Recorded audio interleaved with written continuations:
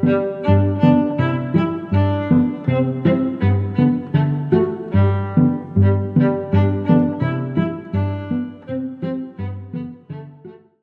လုံးပဲမင်္ဂလာပါ Superman Channel လေးကကြိုဆိုလိုက်ပါရနော်။နို့နယ်တဲ့ကလေးများအတွက်စိတ်ဒဏ်ရာရရှိစေနိုင်တဲ့အကြောင်းရင်းများစွာရှိပြီးစိတ်ဒဏ်ရာရရှိနိုင်မှုကလည်းအရန်ကိုလွယ်ကူလာပါတယ်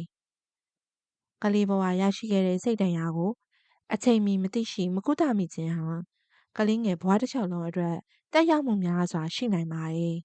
။မိမိတို့အနေနဲ့မိမိတို့သားသမီးများဟာစိတ်ဒဏ်ရာခံစားရမှုရှိမရှိနဲ့ရှိခဲ့ရင်လည်းအချိန်မီသိရှိကာမိဘဆရာမိသားစုနဲ့ပတ်ဝန်းကျင်ကပါပူပေါင်းကုသပေးနိုင်မှုအတွက်ဒီနေ့စူပါမန်ကဗဟုသုတအဖြစ်ဝေမျှပေးလိုက်ပါမယ်နော်စိတ်ဒဏ်ရာရရှိတဲ့ကလေးငယ်လေးများမှာစိတ်ပိုင်းဆိုင်ရာလက္ခဏာများအဖြစ်အရာရာကိုကြောက်ရွံ့လွယ်လေးရှိပြီးစိုးရိမ်ပူပန်မှုလည်းများလေးရှိပါတယ်စိတ်ဝေဒနာကိုလည်းခံစားရလေးရှိပြီးအရာရာကိုမယုံမကြည်ဖြစ်ကမိမိကိုယ်လည်းယုံကြည်မှုမရှိတတ်ပါဘူးချက်ချင်းပျော်နေရမှချက်ချင်းဝမ်းနည်းလာတာငြိမ်သက်သွားတာစတဲ့စိတ်အတက်ကြမြန်လိလေဖြစ်လိရှိပါတယ်စာသင်ကြားမှုနဲ့အခြားသောသင်ကြားမှုများကိုလည်းအာယုံစိုက်ရန်ခက်ခဲလိရှိပြီးစာသင်ခန်းမှာစွမ်းဆောင်ရည်များလည်းကျဆင်းလိရှိပါတယ်မိမိကိုယ်ကိုအပြစ်ရှိသည်ဟုခံစားနေရတတ်ပြီးမိမိဖြစ်တည်မှုကိုမိမိလက်မခံနိုင်လိလည်းဖြစ်လိရှိကြပါတယ်ကိုယ်ခန္ဓာဆိုင်ရာလက္ခဏာများအဖြစ်ကတော့အိမ်မပျော်ပဲဖြစ်နေတတ်ခြင်းအိပ်ဆက်ချိန်တွင်လည်းနှစ်ချိုက်စွာမအိပ်ဆက်နိုင်ခြင်းအိမ်မက်ဆိုးများမက်ခြင်းဖြစ်လိရှိပါတယ်။ဘိုက်မကြာခဏအောင်ခြင်းခေါင်းကိုက်ခြင်းဝေဒနာခံစားရလိရှိခြင်းများလည်းဖြစ်တတ်ပါတယ်။အစာမစားနိုင်တော့ခြင်းဒါမှမဟုတ်အလွန်အကျူစားသုံးလာခြင်းကဲ့သို့သောအစာတောက်ပုံစံလေးပြောင်းသွားလိရှိပါတယ်။ကလေးငယ်ရဲ့အပြုအမူဆိုင်ရာပြောင်းလဲမှုများအနေနဲ့လူမှုပေါင်းသင်းဆက်ဆံရေးကိုရှောင်ဖယ်လာတာတဦးရဲ့အထီးကျန်နေလာလိရှိပါတယ်။စိတ်တူနေလိရှိပြီးအလွယ်တကူအကြောင်းအရာအသေးမွှားလေးများမှာတော့မှစိတ်ဆိုးဒေါသထွက်လိရှိတတ်ပါတယ်။ကလေးဆန်တဲ့အပြုအမူဖြစ်တဲ့လက်မဆုပ်ခြင်းကဲ့သို့သောအပြုအမူများဖြစ်လိရှိပြီးမိမိကိုယ်ကိုဂရုမစိုက်ပဲအန္တရာယ်ဖြစ်စေနိုင်တဲ့အရာများကိုဂရုမစိုက်ပြုလုပ်ခြင်းမိမိကိုယ်ကိုထိခိုက်အောင်ပြုမှုခြင်းများလည်းပြုလုပ်လိရှိပါတယ်။မိမိကြုံတွေ့ခဲ့ရတဲ့ဖြစ်ရပ်ဆိုးများ trauma ကိုပြန်ပြောင်းပြောခြင်းဒါမှမဟုတ်ကစားနေခြင်းထပ်ခါပြောပြကအမြဲမပြတ်ပြောပြဖော်ပြခြင်းများကိုပြုလုပ်လိရှိပြီး trauma နှင့်သက်ဆိုင်တဲ့နေရာများ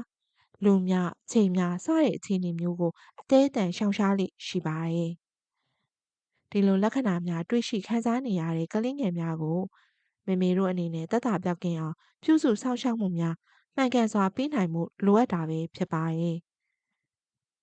ကလေးငယ်ရဲ့ခံစားချက်များကိုလက်ခံပြီးကလေးငယ်ခံစားချက်များကိုမိမိလည်းသိရှိနားလည်ကြောင်းခံစားနေရသမျှကိုမိမိအားယုံကြည်စွာပြောပြနိုင်ကြောင်းဒီအခြေအနေမှလွတ်ကင်းအောင်ကူညီပေးနိုင်ကြောင်းပြောပြသင့်ပါတယ်ကလေးငယ်ကိုအိမ်နှင့်ကြောင်းနေထိုင်ရာပတ်ဝန်းကျင်ကိုလုံခြုံအောင်လှုံ့ဆော်ပေးထားပြီးတခြားသောနေ့စဉ်လုပ်ငန်းဆောင်တာများ activity များဖန်တီးပေးကထိုအရာများကိုစိတ်ပါဝင်စားစေခြင်းဖြင့်လည်းစိတ်ဒဏ်ရာကိုသက်သာစေနိုင်တာပဲဖြစ်ပါတယ်။အထူးရောက်ဆုံးနည်းလမ်းကတော့ကလေးငယ်နဲ့အကြားမှာယုံကြည်မှုနားလည်မှုကိုခိုင်မာအောင်တိဆောက်ခြင်းပဲဖြစ်ပါတယ်။ကလေးငယ်စကားများကိုအာယုံဆိုင်အချိန်ပေးကနားထောင်ပြီးကလေးငယ်ကိုအဖြစ်တင်တာရှုံချတာဝေဖန်တာမျိုးလေးတွေမလုပ်သင့်တာပဲဖြစ်ပါတယ်။ကလေးငယ်နဲ့အတူကစားပေးတာပချီဆွဲတာစသည်တို့ကိုလည်းပြုလုပ်ခြင်းများကလည်းရင်းနှီးမှုကိုများစွာတိုးတက်စေနိုင်ပါတယ်။တက်နိုင်မှာကကလေးစိတ်ပညာရှင် Child Psychologist ဒါမှမဟုတ်ဆရာဝန်နဲ့တိုင်ပင်က Trauma Focused Cognitive Behavioral Therapy TFCBT ကဲ့သို့ကုထုံးများကိုသုံးစွဲကာကုသနိုင်တာပဲဖြစ်ပါတယ်။ကလေးငယ်ကိုကုသရာမှာမိဘများအနေနဲ့လည်းစိတ်ပိုင်းဆိုင်ရာစိတ်ဖိစီးမှုများဖြစ်ပေါ်လာနိုင်တာကြောင့်မိမိကိုယ်တိုင်ခံစားချက်များကိုလည်းဂရုတစိုက်သတိထားကစိတ်ရှည်ရှည်ဆောင်ရွက်တင်တာပဲဖြစ်ပါတယ်။ကလေးရဲ့အာသာချက်အားနည်းချက်ဝါသနာစိတ်ဝင်စားမှုများကိုဂရုတစိုက်လေ့လာပြီးဒီအရာများကိုပုံမတက်ကျင်လာအောင်မြေတောင်မြှောက်ပေးဖို့အကြံပြုချင်ပါတယ်။ကလေးငယ်ကိုအချိန်ပေးစောင့်ကြည့်ပြီးမိမိကိုယ်ကိုထိခိုက်သည့်အထိစိတ်ဒဏ်ရာခံစားလာရပါကဆေးရုံဆေးကမ်းများကိုမဖြစ်မနေပြသမှုကိုခံယူဖို့အကြံပေးချင်တာပဲဖြစ်ပါတယ် ကလေးစိတ်ဒဏ်ရာများကိုကုသရာမှာ